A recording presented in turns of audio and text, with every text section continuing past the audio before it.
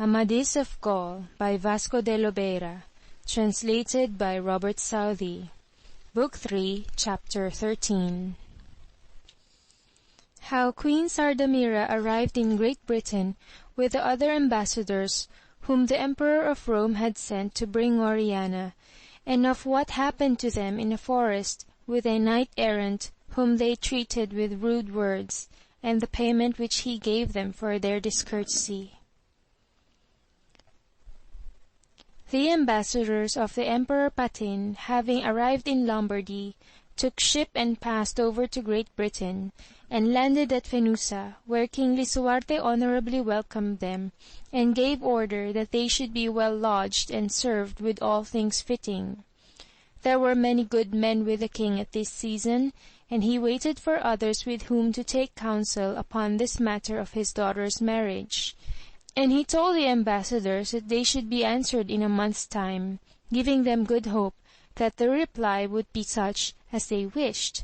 He resolved also that Queen Sardamira should go to Miraflores, that she might relate to Oriana the greatness of Rome, and the great state whereto this marriage would exalt her, and this he did, knowing how averse his daughter was to the proposal, and in the hope that Queen Sardamira, who was a discreet woman, might bring her to consent.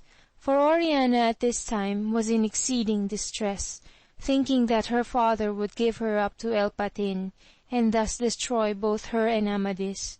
Queen Sardamira therefore set forth for Miraflores, and Don Grumedan went with her by the king's command, and many knights of Rome and Sardinia, whereof she was queen, for her guard.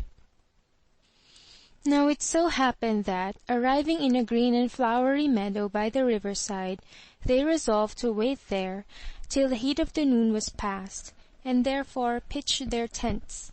And the knights of Sardamira, who were 5 in number, placed their shields without, whereon Don Grumedan said to them, Sirs, ye should place your shields within the tents, unless ye wish to maintain the custom of the country, which is, that every knight who places shield or lance without side of the tent or house or hut wherein he himself is, must joust with whatsoever knight requires the combat. We know the custom, they replied, and for that very reason have so placed our shields. God send that some knight may claim it before we depart. In God's name, quoth Grumedan, many knights pass this way, and we may perhaps see your prowess. Long they had not tarried before the good knight Don Florestan came by, full of heaviness, for he had been traversing many lands in quest of his brother Amadis, and now having heard that these knights of Rome were at the court of Lisuarte, was going thither to see if they knew aught concerning him. He, when he saw the tents, went towards them, and coming up to that where the queen was, he beheld her sitting on the estrado, and that she was one of the fair women of the world. The wings of the tent were open, and he rode nearer, even within the courts, that he might look at her. Presently there came a damsel to him and said, You are not over courteous, Sir Knight, to sit on horseback and look at so good a queen and ladies of so high birth as are there. It would become you better to look at those shields that are inviting you, and their owners. Certes, my good lady, replied Florestan, you say truth, but my eyes, desirous to regard so fair a queen, led me into this fault. I beseech pardon of her and those other ladies, and will make the atonement you require. The damsel answered, You say well, but the atonement must come before the pardon. That, quoth Florestan, will I, if I can, perform, but on this condition, that I shall not be required to desist from doing what I ought against those shields, or that they be placed within the tents.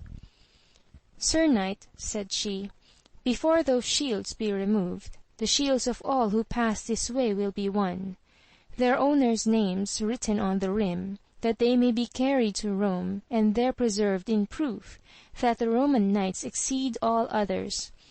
If you wish not to fall into shame, turn back, or else your own shield and name will be carried away also. Damsel, quoth he, I do not trust your love enough to follow your counsel, but for those shields, I design to carry them to the Firm Island. Then he addressed Sardamira. God preserve you, lady, and give you as much happiness as beauty. And with that he went towards the shields. Don Grumedan, hearing this, was well pleased, and because the knight spake of the Firm Island, he weened that he was from the good lineage of Amadis, and able to perform what he had said. And though he did not know that he was Florestan, he saw that he was well armed, and sat well upon his horse, and he wished him good success. Florestan, who knew Grumedan, and that no knight was a better judge of chivalry, took the more courage, and with the blunt end of his lance struck the 5 shields one after the other, that the knights might meet him in succession. Then he withdrew about a bow shot off, hung his shield round his neck, took a strong lance, and sate in readiness. Now it was his custom always to take with him 2 or 3 squires, that he might be the better served, and have a store of lances and battle axes which he knew well how to wield. Presently the Roman knights armed themselves, and mounted, and went towards him. How now, knights? cried Florestan. Would ye come all at once and break the custom of the country? Gradamor, whom the others obeyed, then asked Don Grumedan what they ought to do, as he knew best.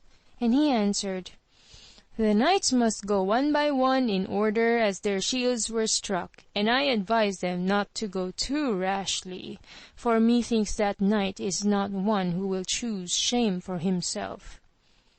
Don Grumedan, answered Gradamor, the Romans are not of your condition. Ye praise yourselves before the thing be done, and we, when it is done, suffer it to be forgotten, and for this reason there are none equal to us. Would to God our battle were upon this quarrel, though my comrades were not to lend a hand. Try your fortune with him now, replied Grumedan, and if he remain whole and unhurt after the joust, I will engage that he shall combat you upon that quarrel, and if by reason of any harm that cannot be, I will undertake it myself in God's name. Go to your joust now. Gradamor laughed at him in disdain. I would this battle were so near at hand as the encounter with yonder fool who dares resist us. Then he said to the knight, whose shield had first been touched, Go on, and let us get rid of the little fame we can get from such a victory.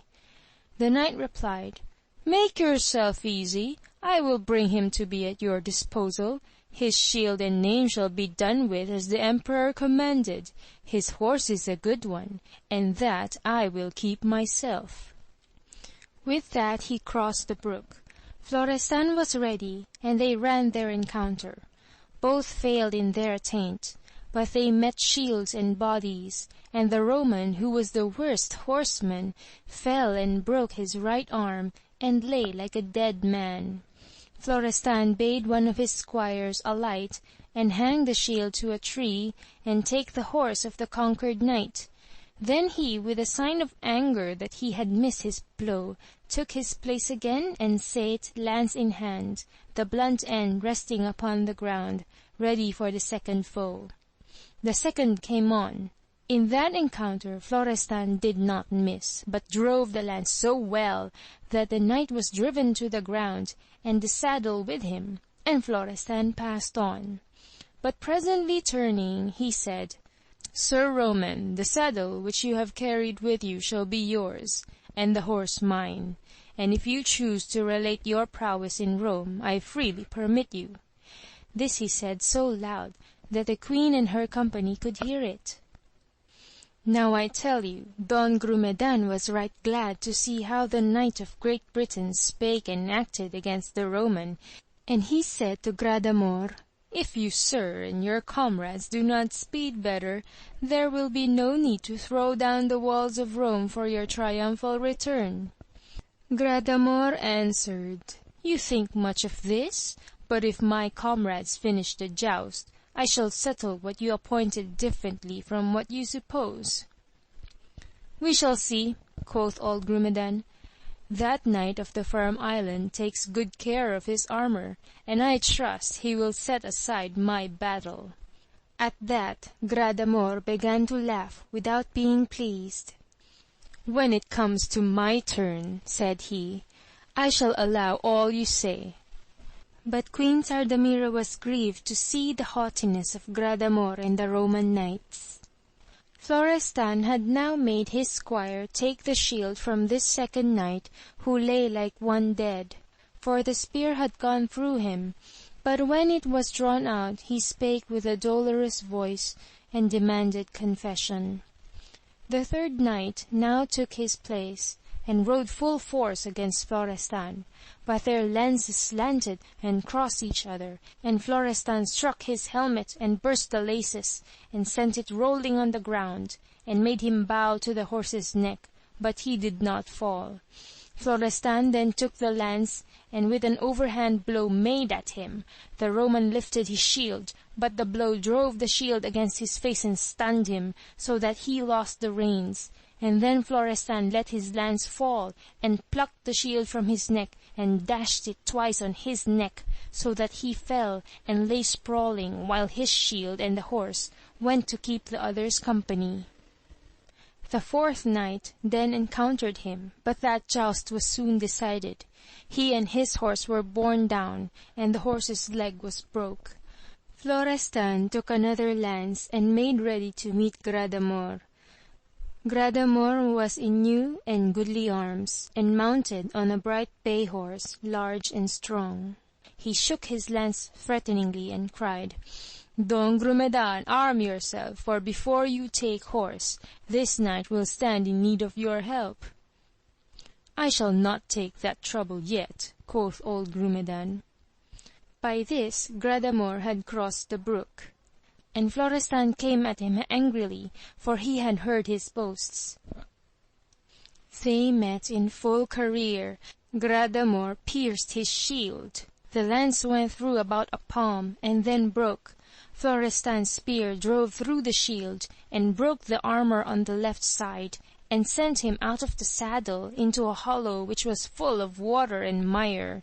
He then passed on, and bade his squire take the fifth shield and horse. Lady, quoth Don Grumedan to the queen, I think I may rest till Gradamor has cleaned his arms, and procured another horse for our combat. Cursed be his arrogance, replied Sardamira, and the folly of those who have made all the world hate them. Now had Gradamor, after rolling about in the puddle, got out, and taken off his helm, and having cleaned the dirt from his eyes and face as well as he could, he laced on his helmet again. Florestan, seeing this, came up to him. Sir Threatener, unless you can help yourself better with the sword than the lance, you will neither take my shield nor my name to Rome. Gradamor answered, I only wear my sword to avenge myself, and that shall I do presently if you dare maintain the custom of this country. And what is that? Quoth Florestan, who knew it better than he. That you give me my horse or a light from your own, that the fight may be equal, and he who plays worst to receive neither courtesy nor mercy. Florestan answered, I believe you would not have maintained this custom had you been the conqueror. However, I will alight, for it will not become so fair a Roman knight as you are, to mount a horse which another had won. With that he alighted, and they began a most perilous battle. But it did not last long, for Florestan, seeing himself in the presence of Queen Sardamira and her ladies, and of Don Grumedan, who was a better judge of such feats, put forth all his strength, so that Gradamor could not endure it, but gave ground, and made back toward the tent, thinking that for courtesy Florestan would not follow him there.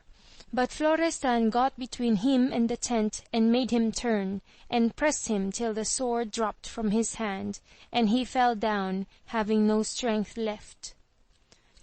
Then Florestan took his shield and gave it to his squires, and caught him by the helmet, which he plucked off so forcibly that he dragged him some way along the ground, and threw the helmet into that standing pool, and took the knight by the leg, and was about to cast him in also. But Gradamor began to cry mercy for God's sake, and the queen exclaimed, "A bad bargain did that unhappy one make, when he proposed that the conquered should show neither courtesy nor mercy." At this Florestan said, "A covenant which so honorable a knight as you have made must not be broken, and you shall have it fully accomplished, as you shall see." "Ah, wretch, I am dead," quoth the Roman. "You are, unless you do 2 things at my bidding." "Tell me what, and I will do them." "The one is that with your own hand you write your name in your own blood upon the rim of your shield, and the names of your comrades in their blood, each upon his shield. That done, I will tell you what the other thing is." And as he said this, he held his sword over him who lay quaking for great fear. But Gradamor, because he could not write himself, nor lift up his hand, called for his secretary and bid him empty out the ink from his inkstand, and fill it with his blood, and write his name and the names of his companions. This was forthwith done. Don Florestan then wiped his sword and placed it in the scabbard, and mounted his horse as lightly as if he had done nothing, and gave his shield to his squire, but his helmet he took not off, that Grumedan might not know him. His horse was strong and well limbed, and of a strange color, and the horsemen of unanswerable make and stature, so that few were like him in their appearance. Then taking a lance whereto there hung a rich pennon, he stopped by Gradamor, who had now risen, and said to him shaking the lance, "Your life is no more, unless Don Grumedan will beg it." But he cried out loud to Grumedan to save him for God's sake. The old knight came up. "Certes, Gradamor," quoth he, "it would be but right that you should find neither courtesy nor mercy, as in your pride you covenanted with this knight. However, I beg him to spare you, for which I will greatly thank and serve him." "That will I do with a good will for you," replied Florestan, "as I would aught else to your honor and pleasure. You, Sir Roman, may relate in Rome, when you return there, how you threatened the knights of Great Britain, and how you maintained your threats, and the great honor which you won from them in the short space of 1 day. So tell this to your great emperor and his potentates, because it will please them. And I will make it known in the Firm Island that the Roman knights are so frank and liberal that they readily give their shields and horses to those they do not know. But for these gifts which you have made me, I do not thank you, but thank God who gave it me against your will." These words were worse to Gradamor than his wounds. "Sir Knight," quoth Florestan, "you shall carry back to Rome all the arrogance you brought from it, because they esteem it there, and we in this land like it not, but like instead of it what you abhor, courtesy and gentleness. And if, my lord, you are as good in love as in arms, you should go prove yourself in the Firm Island by the arch of true lovers, that you might take home that praise also, and then belike our mistresses may forsake us for you." Now I tell you Don Grumedan heard all this with great glee, and laughed to see the pride of the Romans so broken, but it was not so with Gradamor, for his heart was almost breaking to hear these things, and he said to Grumedan, "Good sir, for God's sake, let me be carried to the tents, for I have been sorely handled." "So it seems," replied the old man, "by your appearance, and it is all your own fault." Then he made his squires remove him. "Sir," said he then to Florestan, "if it please you, tell us your name, for so good a man as you ought not to conceal it." "My good sir," he replied, Don Grumedan, I pray you, be not displeased that I do not tell it you, for I would not that this fair queen should in any ways know it, because of the discourtesy which I have committed. For though her beauty was the occasion, I feel myself greatly to blame.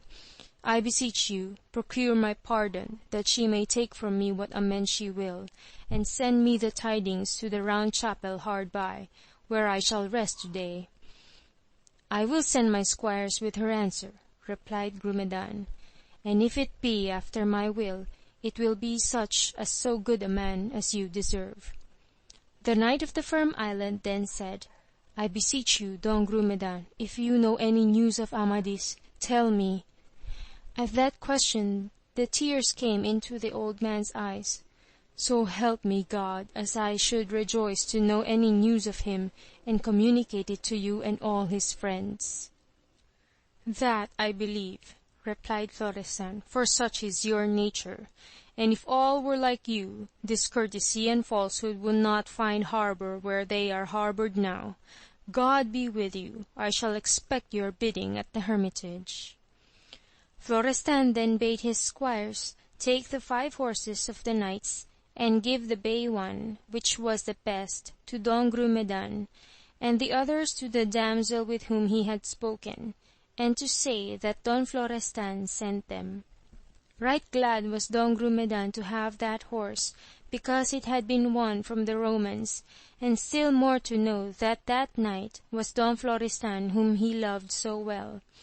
The squires led the other horses to the damsel and said, Lady, the knight whom you disparaged to praise your Romans, sends you these to dispose of as you please, and as a sign that his words were true. Much do I thank him, quoth that damsel, and of a truth he hath bravely won them. Yet had I rather he had left his own horse, than that he should give me these 4. You must procure better knights than these, replied the squire, if you would gain that.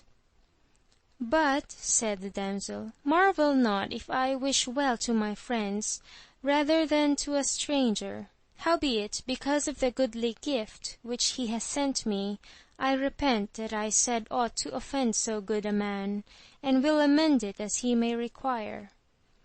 With this answer the squire returned to Don Florestan, who went then to the round chapel to wait there for Grumedan's answer, for this chapel was in the way to the Firm Island, and he being resolved not to enter Lisuarte's court, was going thither to hang the Roman shields there, and to hear if Gandales knew anything of his brother. Now when Don Grumedan had delivered his bidding to the queen, she listened willingly and said, This Don Florestan, is he son of King Perion and the Countess of Selandia? The same, and one of the best knights in the world. I tell you then, Don Grumedan, that the sons of the Marquis of Ancona speak wonders of his deeds in arms, and of his prudence and courtesy, and they may well be believed, for they were his companions in the wars which he had at Rome, where he abode 3 years when he was a young knight, but they dare not speak his praise before the emperor who loves him not. Do you know, said Grumedan, why the emperor does not love him? Because of his brother Amadis, replied Sardamira, of whom the emperor complains. Because he won the Firm Island by arriving there before him, and so deprived him of the honor which he should else have won. Certes, lady, quoth Grumedan, he complains without reason, for in that Amadis saved him from great shame. Trust me, it is for another adventure that the emperor hates him. By the faith you owe to God, Don Grumedan, tell me the reason. Do not you be displeased then, lady. And then he told her how Amadis and he had met in the forest, and of their battle. Thereat was Queen Sardamira well pleased, and she made him relate it 3 times. Truly, said she, the emperor hath reason enough to dislike him. End of chapter 13. Recording by Maricel Cui.